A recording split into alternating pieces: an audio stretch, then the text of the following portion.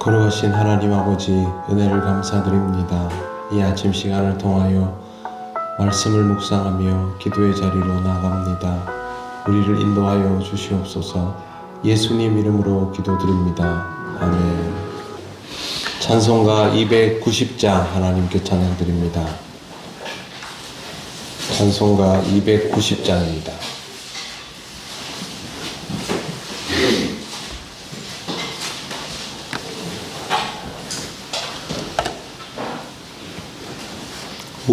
우리는 주님을 늘 배반하나 내 주 예수 여전히 날 부르사 그 참되신 사랑을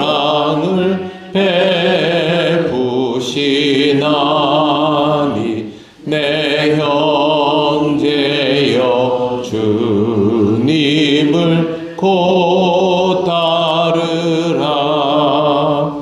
주 널 위해 비네 주 널 위해 비네 주 널 위해 비네 항상 비시네. 주께서 풍성한 은혜를 내려 내 영혼이 나날이 복 받으니 주 예수를 너희도 구주로 섬겨 곧 따르면 풍성한 복 받겠네. 주 널 위해 비네 주 널 위해 비네 주 널 위해 비네 항상 비시네. 무거운 짐 지고 애타는 인생 주 예수께 돌아와 곧 쉬어라. 내 주 예수 너희를 돌보실 때에 참 복락과 안위가 넘치겠네. 주 널 위해 비네 주 널 위해 비네 주 널 위해 비네 항상 비시네. 아멘. 하나님 말씀 요한계시록 7장 1절입니다.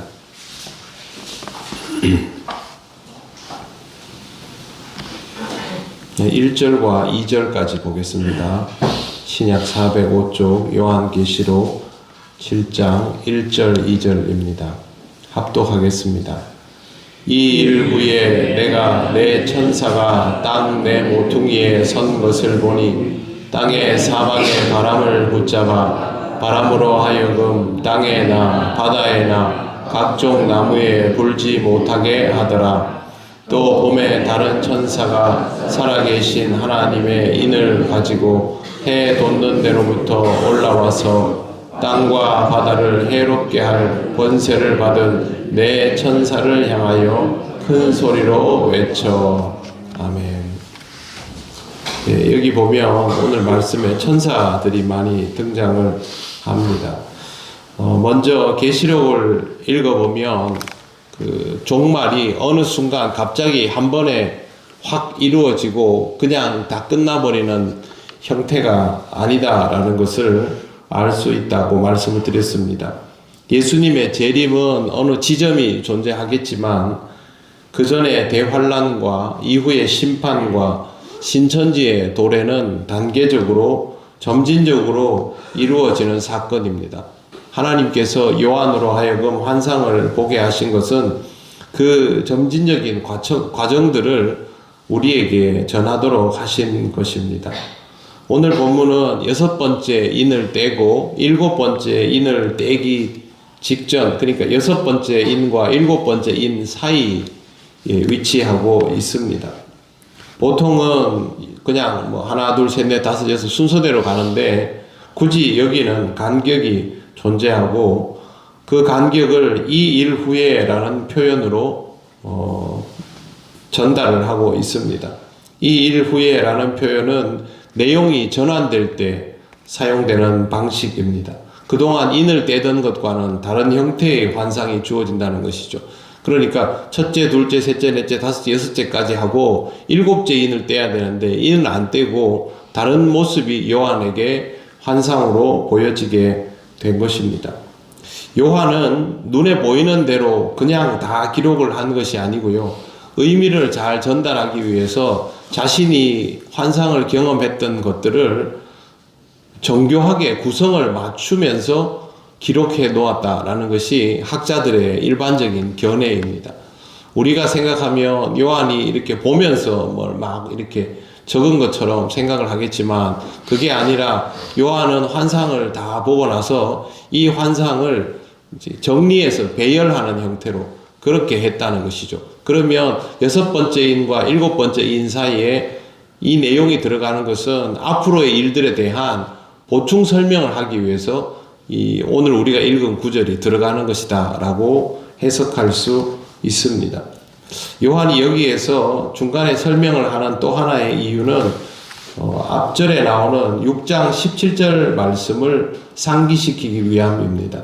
17절을 보시면 그들의 진노의 큰 날이 이르렀으니 누가 능히 서리요 하더라. 이 말씀이 지난번에 전한 것처럼 성경을 읽는 독자로 하여금 이걸 읽지 않는 사람, 듣지 못하는 사람, 깨닫지 못하는 사람은 이 말씀의 의미를 몰라서 하나님의 심판에서 절대 피할 수 없다.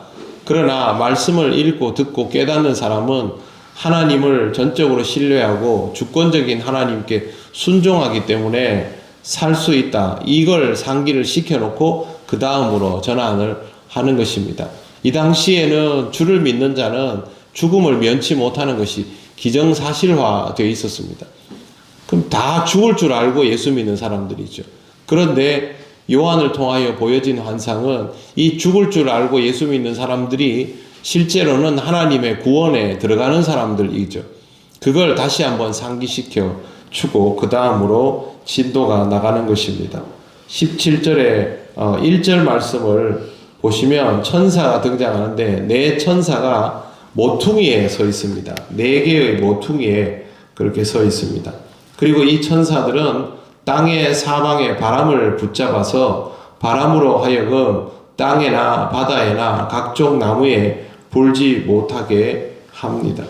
이 천사들이 구체적으로 어떤 이들인지는 알 수가 없습니다. 그런데 우리가 읽는 이 정경 말고 외경이 있고 위경이 있습니다. 위경이라는 책은 진위 여부가 좀 의심이 가는 책이라는 뜻인데 옳도당도 않다는 말은 아닙니다.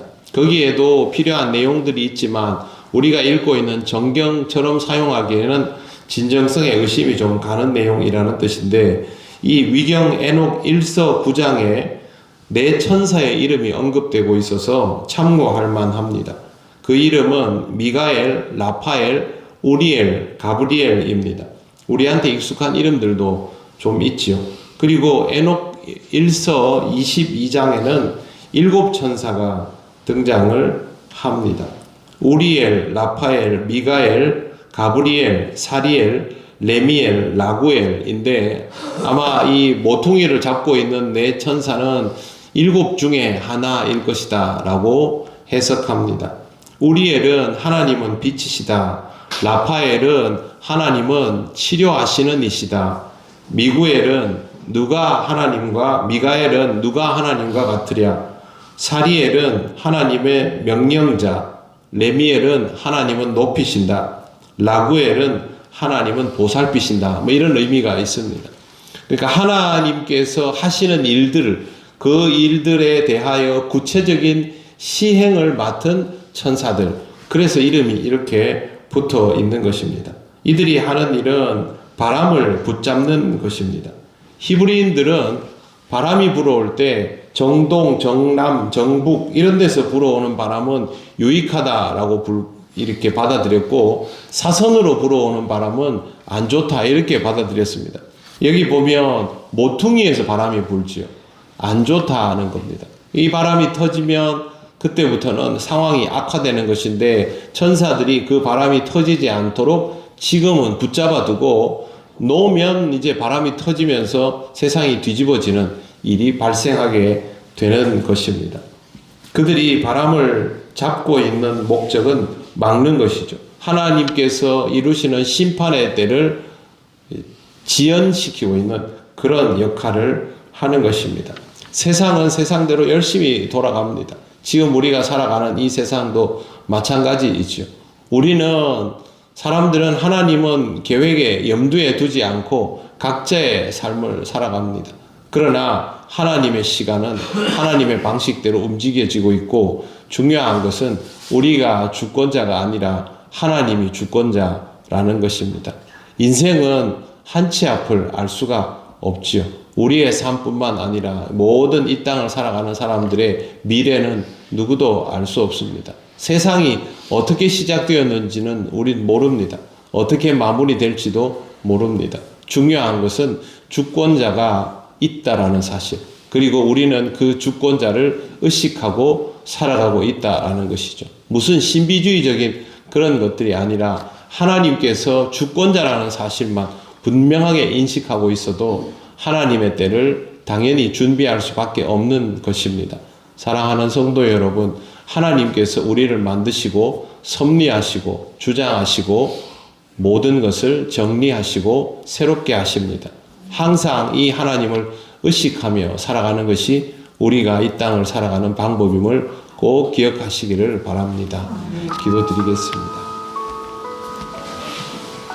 하나님 감사합니다. 오늘 우리에게 허락된 하루의 삶도, 또 우리에게 허락하여 주실 남아있는 모든 시간들도 언제나 하나님의 주권적인 섭리 아래에서 이루어짐을 잊지 않는 우리가 되기를 원합니다.